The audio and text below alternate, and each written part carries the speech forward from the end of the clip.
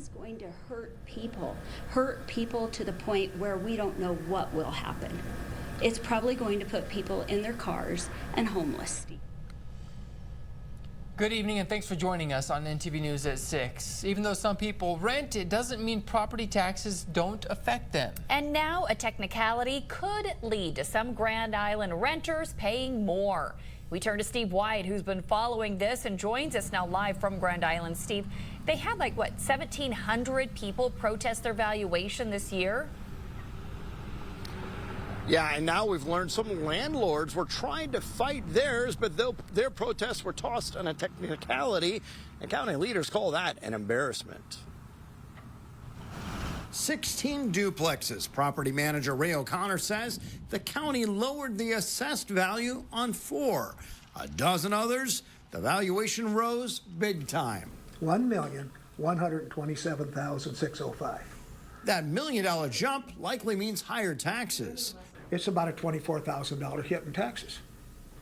And it's embarrassing to me. A feeling county commissioners share after learning O'Connor protested the rising valuation, but missed something in the paperwork. So his protest doesn't count. Brooke, candidly, we're embarrassed that it's happened this way. I'm as embarrassed as he mentioned as well that we could ever have had this happen.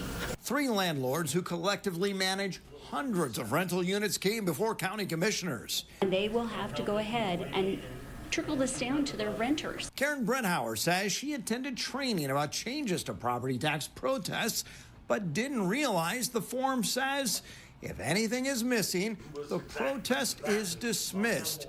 And in this case, she says that hits renters. People live paycheck to paycheck. 80% of our population does. So when this hits this is food off of tables. The deputy county assessor says they're doing what the law requires. The county assessor previously told us people are paying top dollar to buy homes. And Nebraska law requires valuations to consider market forces. We did our jobs, and everybody's making it seem like we're just these horrible, horrible people that we just do what we have to do. What no one in the county did is something they may do next year and notify those who missed something in the paperwork, giving them a chance to have their protest heard.